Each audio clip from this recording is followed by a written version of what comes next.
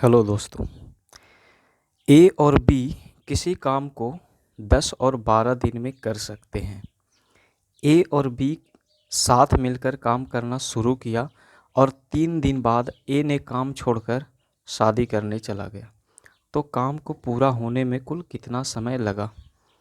अब पहले इसमें ए और बी का कार्य क्षमता निकालते हैं। तो ए काम को 10 दिन में कर रहा है और बी उसी काम को 12 दिन में कर रहा है।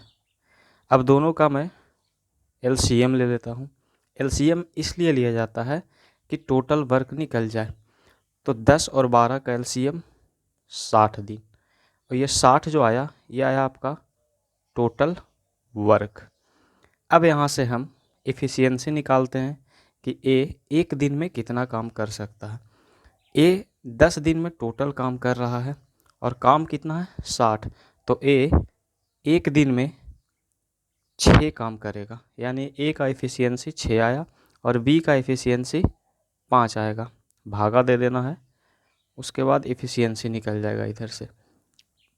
अब क्या कहता है कि ए और बी ने साथ मिलकर काम करना शुरू किया।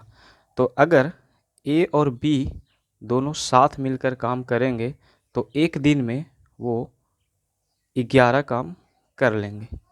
टोटल काम 60 है और एक दिन में ए और बी मिल करके 11 काम करेगा। लेकिन कंडीशन है कि ए जो है वो 3 दिन बाद काम छोड़कर चला गया शादी करने के लिए।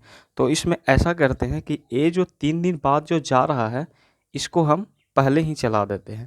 तो जो ए का एफिशिएंसी आ गया 6 और ये 3 दिन का जो काम है ए का 3 दिन का 18 काम, 3 दिन में ये 18 काम किया। तो इसको हम हटा ही देते हैं, काउंट ही नहीं करते हैं। ए जा रहा है उसको पहले से ही चला देते हैं, ना इसका ना रहेगा ये और ना बजेगा कोई बांसुरी। तो ए टोटल काम 60 है, ए 3 दिन में 18 काम कर रहा है। तो 60 में से हम 18 को घटा देंगे तो यहाँ से बचा मेरा 42 काम। ए का काम हमने क्लियर कर दिया, उसको जाने दिया, वो शादी करे जो करे। अब शेष काम तो हमारे पास 42 बचा। ए का जो काम था उसको मैं क्लियर कर दिया, तो शेष काम सिर्फ बी करेगा। तो बी का एफिशिएंसी कितना है 5 है। तो 42 काम को बी 42 काम को 5 दिन में 5 के एफिशिएंसी से काम करेगा तो कितना दिन लगेगा? तो भागा दे देंगे तो 8.2/5 दिन लगेगा। अर्थात काम को बी टोटल मिलाकर काम 8.2/5 दिन में ख़त्म कर देगा।